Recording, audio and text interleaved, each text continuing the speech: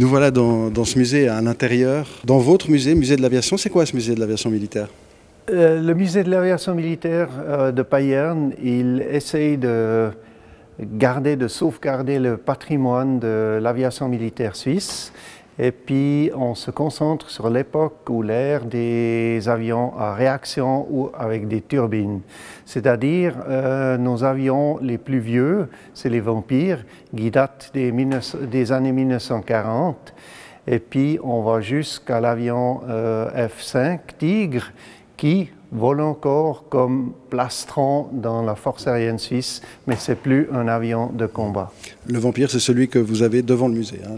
C'est celui qui accueille les visiteurs. Exactement, c'est notre Vampire qui accueille les visiteurs pour leur montrer déjà, voilà, dans ce bâtiment, on trouve des vieux avions. Et puis ici, derrière nous, qu'est-ce qu'on a alors? Derrière nous, on a les Mirage et les Hunter. C'est des avions de l'époque des années 1950 et 1960. Le Hunter, c'était le successeur du Venom.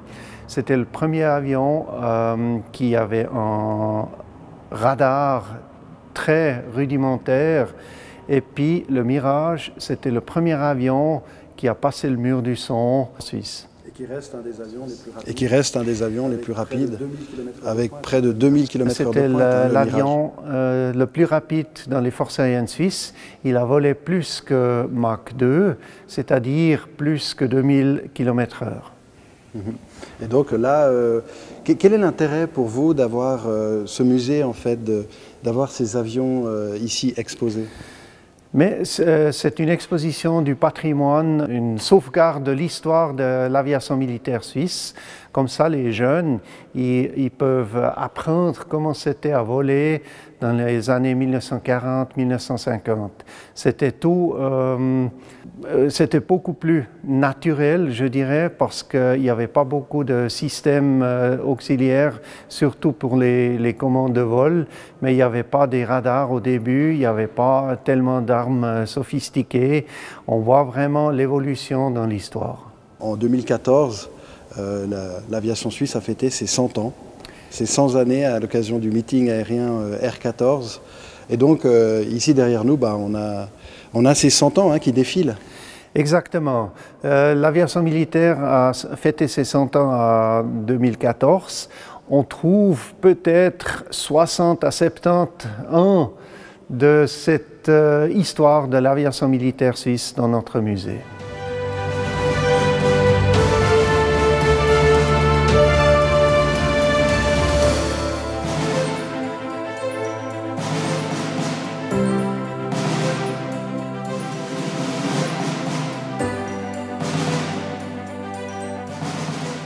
Oui, il a un sacré nez, cet avion. Oui, le Hunter Trainer, c'est un avion biplace qui a un nez un tout petit peu plus large que le monoplace. C'était l'avion pour l'entraînement. Et puis, cet avion ici, il a volé comme avion civil jusqu'à 2014. Alors, on l'a vu en air à R14 ici sur Payerne. Cet avion a fait un vol très spécial. Si on va regarder de ce côté-là,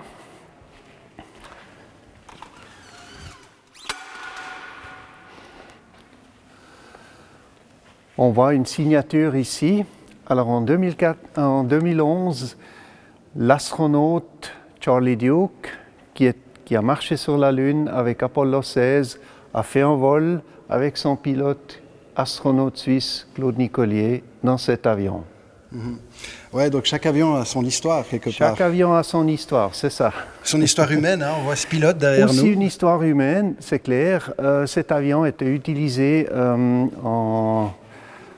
à la fin de sa vie dans l'armée suisse comme brouilleur, c'est-à-dire il avait un système à bord pour brouiller les radars et pour lancer des leurres contre les radars et contre les missiles infrarouges.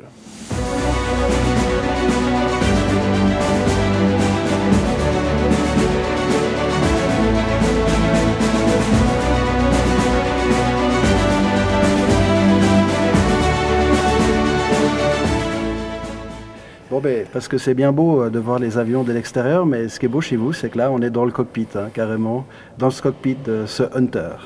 Exactement. Moi, je suis maintenant sur la position gauche du Hunter-Trainer, c'est-à-dire c'était la position de l'élève. À droite, c'était la position de l'instructeur qui aidait à l'élève de pouvoir voler, de transiter sur cet avion Hunter. Et puis à la fin, dans son rôle de brouilleur radar, à droite, c'était l'opérateur de bord qui a manipulé les systèmes pour brouiller les radars, pour lancer les leurs.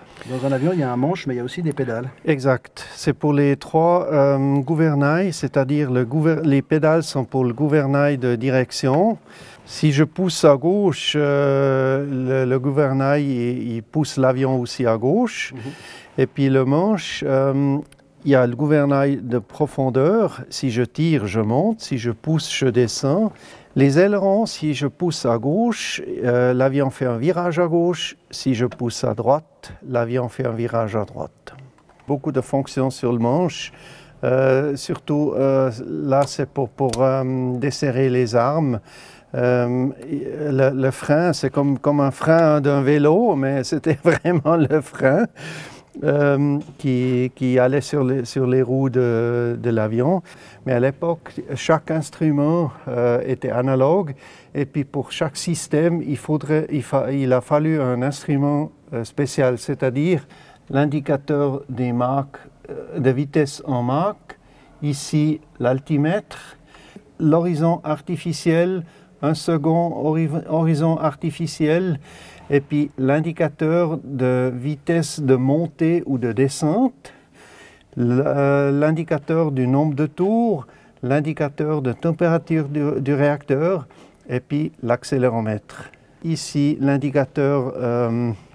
les indicateurs des réservoirs. Ce qu'on voit ici, c'est la technologie des années 1950.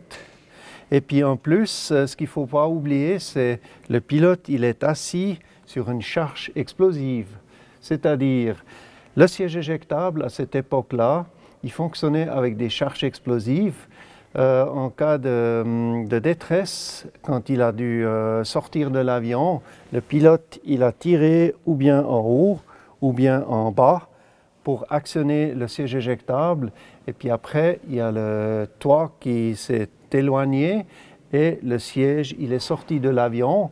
Le pilote toujours attaché sur le siège. Après un moment, le pilote était séparé du siège et puis son parachute personnel s'est ouvert pour qu'ils aient pu atterrir sains et saufs.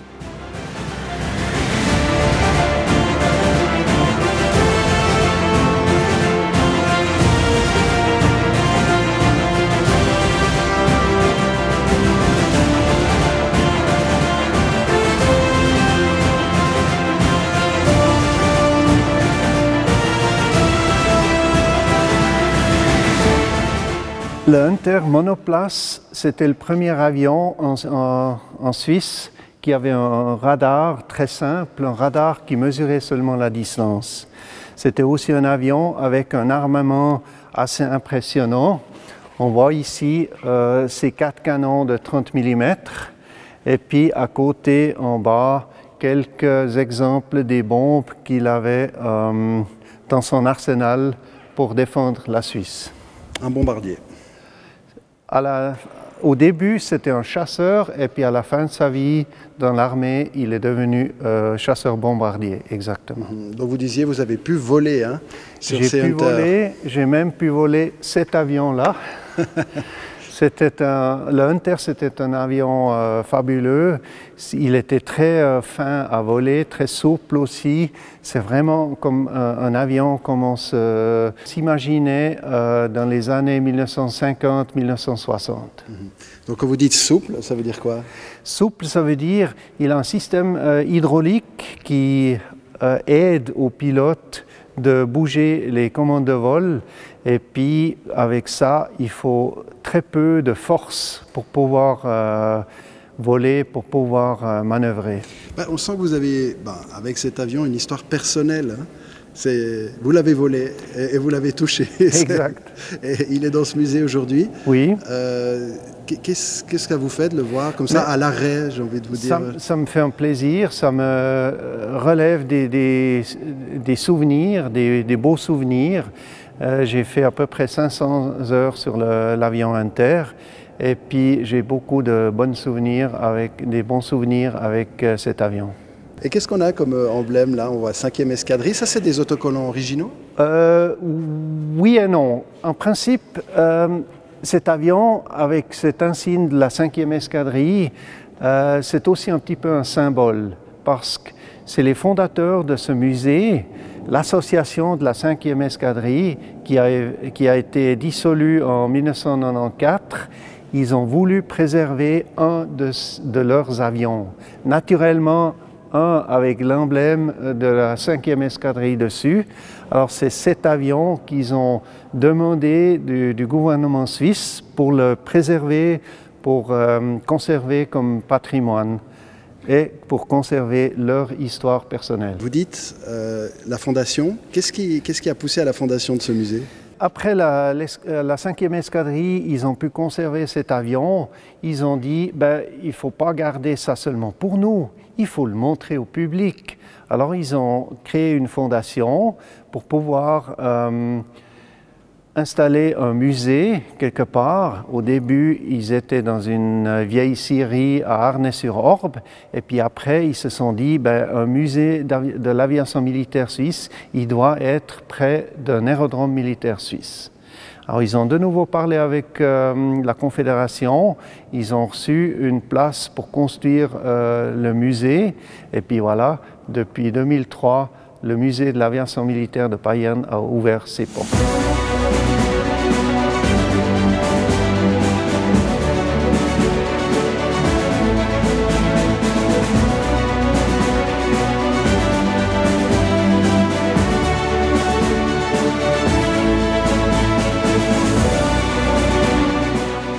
On se trouve devant le Mirage, un avion mythique parce que c'était vraiment le premier avion qui volait supersonique dans les forces aériennes suisses. Il a même atteint 2 fois la vitesse du son, c'est-à-dire plus que 2000 km/h. Et puis, vous voyez, les mannequins de pilotes, ils ont l'air presque comme des astronautes. Celui à gauche, il porte une combinaison de pression pour tout le corps, et puis celui de droite, il porte la combinaison de cuir de protection qu'on portait au-dessus de cette combinaison de pression. L'idée derrière, c'était de pouvoir voler dans des très grandes altitudes, au plus de 20 000 mètres mer. Il y a des pilotes militaires qui prétendent qu'ils ont volé à 23 000 mètres avec l'avion Mirage. Et en fait, il faut une combinaison parce qu'il n'y a plus assez d'oxygène? Non, le problème c'est si on subit une décompression rapide, la pression a une influence sur le corps, comme vous connaissez peut-être de la maladie de caisson, c'est-à-dire quand les plongeurs ils remontent trop vite, les gaz qui sont dans les liquides de l'homme, ils sortent, ils forment des bulles et puis ça peut mener à la mort. Et pour éviter ça, les pilotes militaires ils portaient ces combinaisons de pression. Cet avion, ce qui est impressionnant, c'est aussi sa forme. Ce Mirage, il est très élancé, très pointu. Exact. Il y a une forme très spéciale avec une aile delta. Et puis c'était vraiment quelque chose de nouveau à l'époque. Mais une aile delta, ça a aidé pour atteindre des vitesses 2 fois la vitesse du son. Ce qu'on voit aussi, c'est une petite aile delta ici dessus. On appelle ça des canards.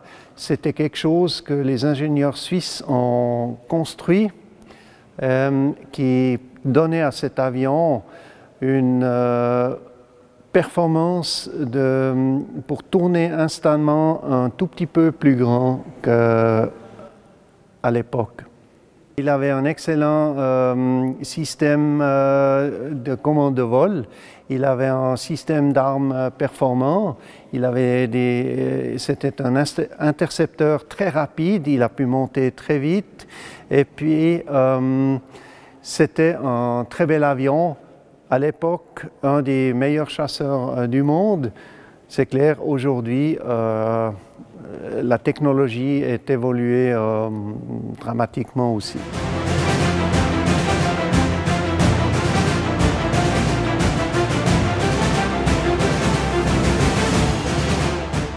Ça, c'est un Mirage reconnaissance, c'est-à-dire un modèle qui n'a pas un radar dans son nez, mais des caméras, qui produisait des négatifs en format 9 x 9 cm.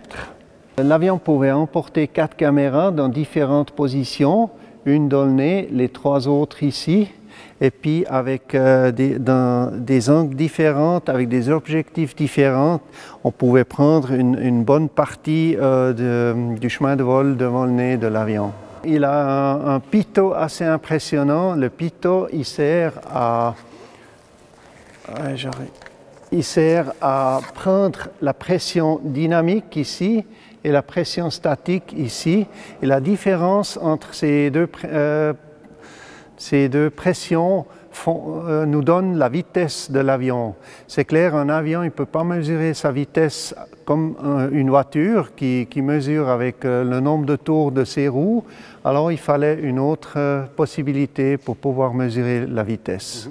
Pour faire ces images, le pilote, il avait une sorte de périscope. C'est clair, ce périscope, il était dans le nez de l'avion. Le pilote, il pouvait regarder, il voyait son but arriver, alors il pressait les caméras pour que ça donne des photos au bon moment. Et puis, en dessous du ventre, on voit encore un autre système. Le Mirage reconnaissance, il a pu aussi faire des images pendant la nuit, parce que ça, on appelle ça un infrared line scanner, c'est-à-dire c'est comme une caméra infrarouge qui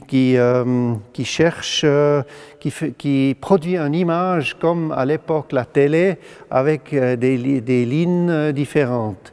Et puis comme ça, on a pu regarder les buts aussi pendant la nuit, ou bien quand ils se sont camouflés, un char qui s'est camouflé mais qui avait toujours un moteur chaud, on le voyait avec le scanner infrarouge. Et puis bien sûr ce canon, enfin une mitraillette géante, qu'est-ce que c'est? C'est effectivement un canon. Le Mirage, il a eu 2 de ces canons dans son nez, c'est des canons 30 mm. Et puis on le voit ici sous l'entrée d'air. Et avec ces 2 canons, il a pu tirer sur les buts en air ou au sol.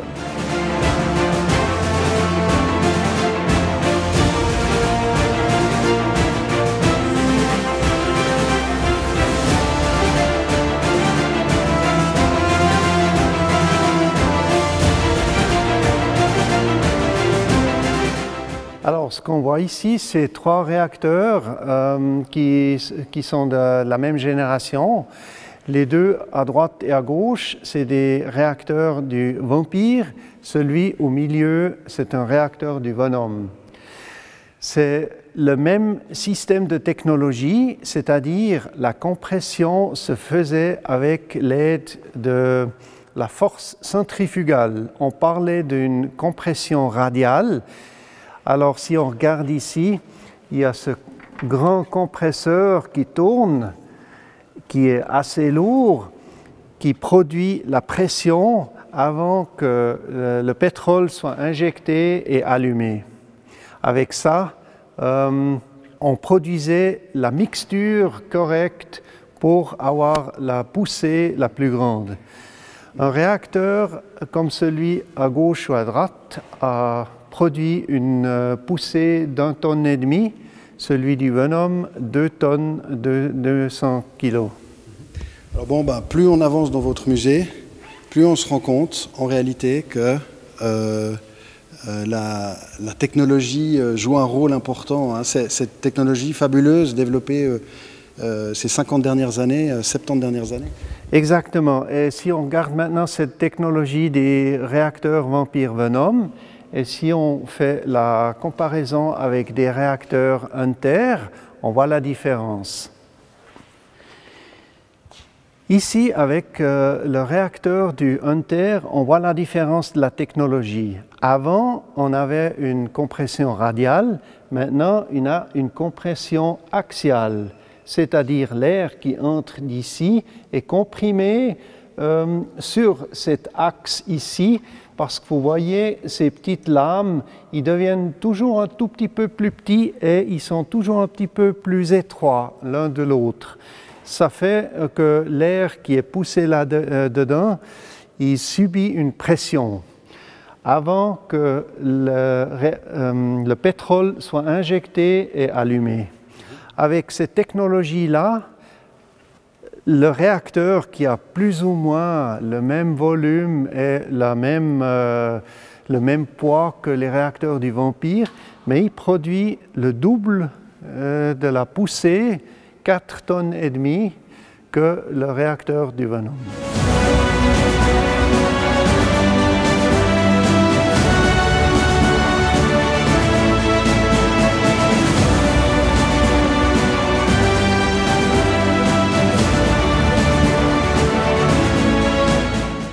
Alors là, il y avait le parachute de freinage. Celui-là, il est sorti pour aider le pilote à freiner parce qu'avec une vitesse de 250 km et puis un poids de 12 tonnes, pour freiner un avion comme ça, il faut beaucoup d'énergie. Et puis les disques de frein, ils devenaient très chauds.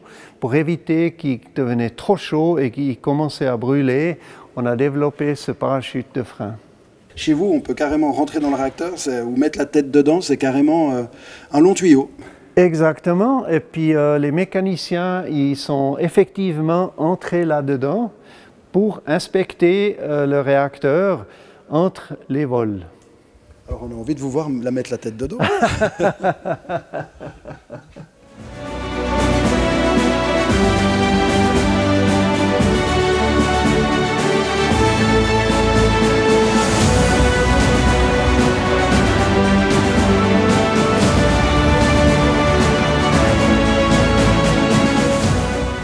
Alors, c'est un simulateur d'un FA-18 qu'on a fait faire et puis il va être opérationnel durant l'été et puis il va espérément attirer des gens au musée parce qu'on offrira aux visiteurs de pouvoir piloter un FA-18 dans un cockpit. Et puis on voit sur l'écran, on voit une représentation de l'environnement. On voit par exemple ici, il y a un aérodrome. On nous a dit que quand on était en l'air, les choses étaient aussi assez calmes. Souvent. Exactement. Dans un cockpit, on n'entend pas vraiment beaucoup de bruit parce qu'on est bien protégé par tout ce qui est bruit. Votre intention, c'est de partager aussi avec le public qui vient dans votre musée, de leur permettre de découvrir cette aviation. Exactement. Et de voler aussi. Exactement. On aimerait partager toutes ces expériences avec nos visiteurs parce qu'il y a tellement beaucoup de gens intéressés à l'aviation. Les sensations au moins avec le manche et les manettes de gaz, c'est des souvenirs qui reviennent.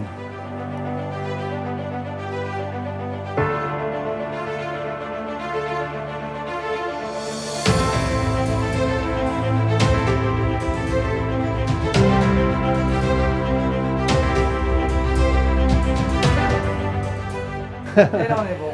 On est bon. On est encore un peu lent, mais on est bon. Il faut pousser un petit peu pour prendre la vitesse. D'accord. Voilà. C'est génial. C'est pas si difficile, non? Oh non. Mes impressions, c'est que c'est juste génial. On a l'impression d'y être. On a l'occasion de tester un petit peu tout ça. C'est vraiment sympa.